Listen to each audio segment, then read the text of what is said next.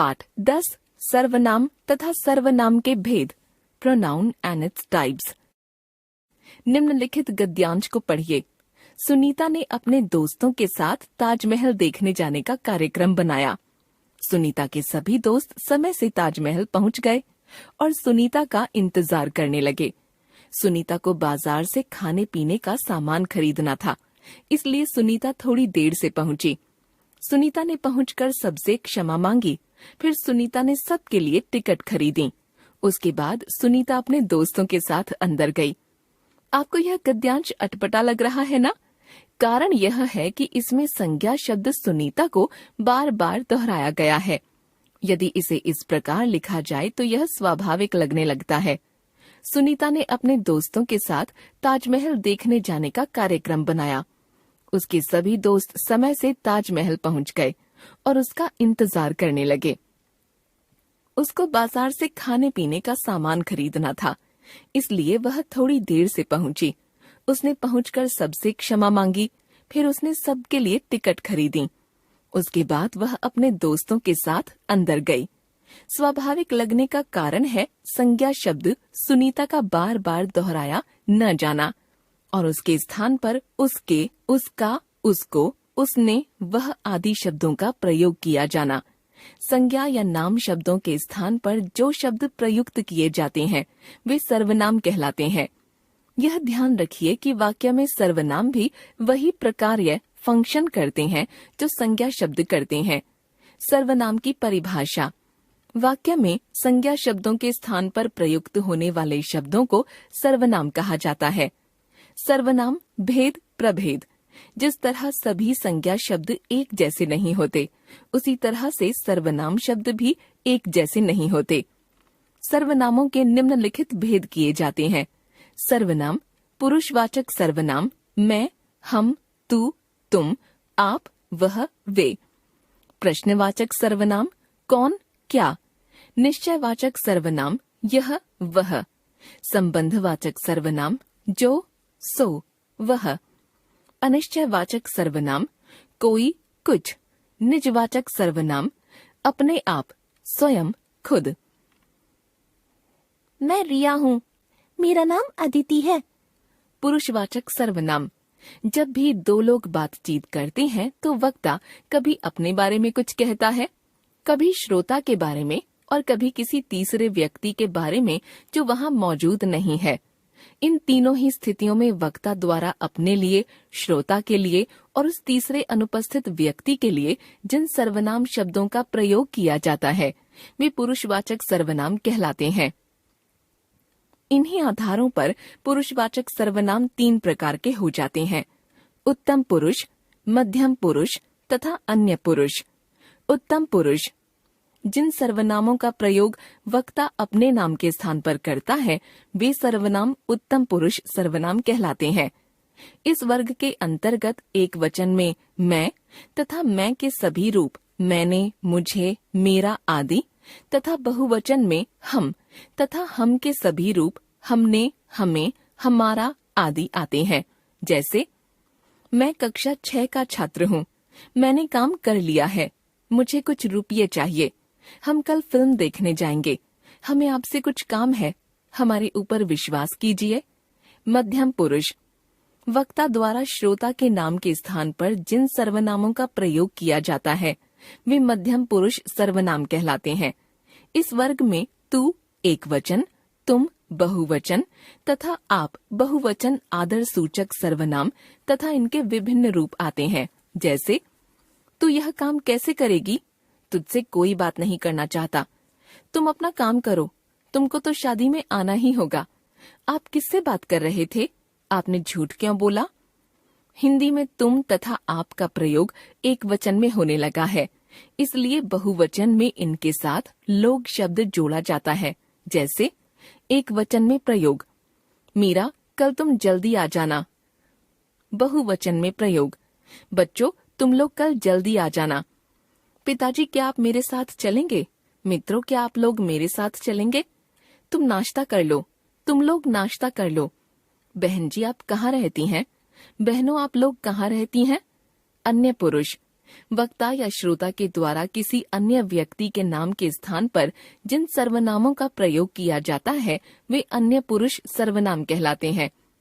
इस वर्ग में एक वचन के अंतर्गत वह तथा उसके विभिन्न रूप जैसे उसने, उससे, उसमें आदि आते हैं तथा बहुवचन के अंतर्गत वे तथा उसके विभिन्न रूप जैसे उनसे, उनका, उन्होंने आदि आते हैं। देखिए नीचे दिए गए उदाहरण। एक वचन में प्रयोग, बहुवचन में प्रयोग। वह मेरी बात नहीं सुनती, वे कल तक किताब लौटा देंगे। उनसे मैं नहीं मिलूंगा, उन्होंने झूठ क्यों बोला। हिंदी में वे सर्वनाम का प्रयोग भी एक वचन में होने लगा है, अतः बहुवचन में इसके साथ भी लोग शब्द लगाया जाता है। जैसे एक वचन में प्रयोग, कल मेरे चाचा जी आए थे, वे वकील हैं।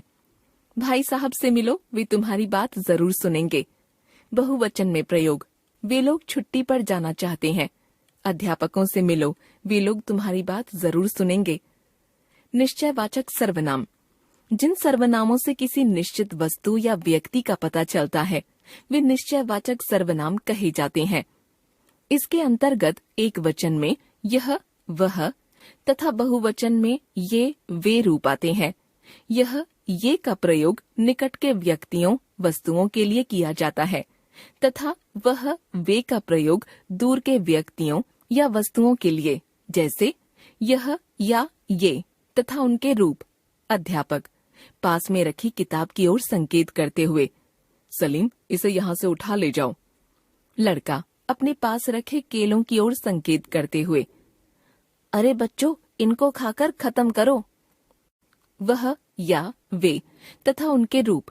पिता दूर पड़ी कमीज की ओर संकेत करते हुए, वह किसकी है। पिता दूर आदमी की ओर संकेत करते हुए, उनको यहाँ बुलाओ। चूंकि इन सर्वनामों से किसी वस्तु या व्यक्ति की ओर संकेत किया जाता है अतः इन्हें संकेतवाची सर्वनाम भी कहा जाता है। ध्यान रखिए, जिन वस्तुओं या व्यक्तियों की ओर ये सर्वनाम संकेत करते हैं वे सामने उपस्थित होने चाहिए। अनिश्चयवाचक सर्वनाम, जब किसी व्यक्ति या वस्तु के बारे में यह निश्चय न हो कि वह व्यक्ति कौन है या वह वस्तु क्या है, तब जिन सर्वनामों का प्रयोग किया जाता है वे अनिश्चयवाचक सर्वनाम कहलाते हैं। हिंदी में कोई व्यक्ति के लिए तथा कुछ वस्तु के लिए अनिश्चयवाचक सर्वनाम हैं, जैसे शायद कमरे के अंदर कोई है, कोई आपसे बात करना चाहता है, मुझे खाने के लिए कुछ दीजिए, मेरी समझ में तो कुछ नहीं आ रहा। प्रश्नवाचक सर्वनाम, कई बार किसी व्यक्ति या वस्तु के बारे में मन में प्रश्न उठते रहते हैं कि वह व्यक्ति कौन है या वह वस्तु क्या है। ऐसी स्थिति में उस व्यक्ति या वस्तु के स्थान पर हम प्रश्नवाचक सर्वनामों का प्रयोग करते हैं। हिंदी में प्रश्नवाचक सर्वनाम है कौन, व्यक्ति के लिए, तथा क्या, कौन सा, कौन सी, वस्तु या घटना के लिए। जैसे इस पुराने टूटे फूटे घर में कौन रहता है, मेरे घर कौन कौन चलना चाहते हैं, आप क्या खरीदना चाहते हैं, इन घड़ियों में से तुम्हें कौन सी घड़ी चाहिए। संबंधवाचक सर्वनाम, जिन सर्वनामों से मिश्र वाक्य के आश्रित उपवाक्यों को प्रधान उपवाक्य के साथ जोड़ने का कार्य किया जाता है उन्हें संबंधवाचक सर्वनाम कहा जाता है। हिंदी में जो तथा जिस संबंधवाचक सर्वनाम है, जैसे वह आदमी पकड़ा गया जो चोरी कर रहा था, वह साड़ी फट गई जिसे आप लाए थे, यह वही बच्चा है जिसने इनाम जीता था, यह वही होटल है जिसमें मैं पहले भी रुका था। ध्यान रखिए, जिसे, जिसने, जिससे, जिसको, जिसमें आदि जिस सर्वनाम के ही रूप हैं। निजवाचक सर्वनाम, निज शब्द का अर्थ होता है अपना।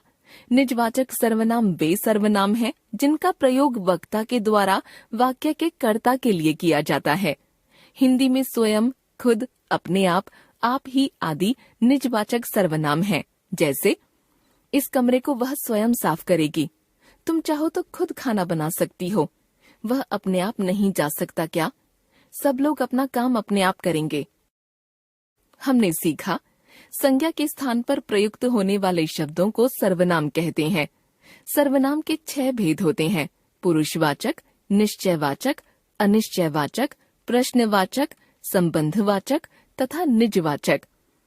वक्ता द्वारा अपने लिए, श्रोता के लिए और उस तीसरे अनुपस्थित व्यक्ति के लिए जिन सर्वनाम शब्दों का प्रयोग किया जाता है वे पुरुषवाचक सर्वनाम कहलाते हैं। पुरुषवाचक सर्वनाम के 3 भेद होते हैं: उत्तम पुरुष, मध्यम पुरुष तथा अन्य पुरुष। उत्तम पुरुष सूचक सर्वनाम है मैं या हम। मध्यम पुरुष सूचक सर्वनाम है तू, तुम या आप तथा अन्य पुरुष सूचक सर्वनाम है वह या वे। निश्चयवाचक सर्वनाम है यह या वह, जो किसी वस्तु या व्यक्ति की ओर निश्चित संकेत करते हैं। अनिश्चयवाचक सर्वनाम है कोई या कुछ। इनसे किसी निश्चित व्यक्ति या वस्तु का पता नहीं चलता। जब मन में यह प्रश्न उठे कि कोई वस्तु क्या है या कोई व्यक्ति कौन है, तब प्रश्नवाचक सर्वनामों का प्रयोग किया जाता है। इसके अंतर्गत कौन व्यक्ति के लिए तथा क्या कौन सा या कौन सी वस्तु के लिए सर्वनाम आते हैं। 2 उपवाक्यों को जोड़ने का कार्य करने वाले सर्वनाम संबंधवाचक सर्वनाम कहलाते हैं। इसके अंतर्गत जो, जिस सर्वनाम आते हैं। निजवाचक सर्वनामों के अंतर्गत स्वयं, खुद, अपने आप आदि रूप आते हैं।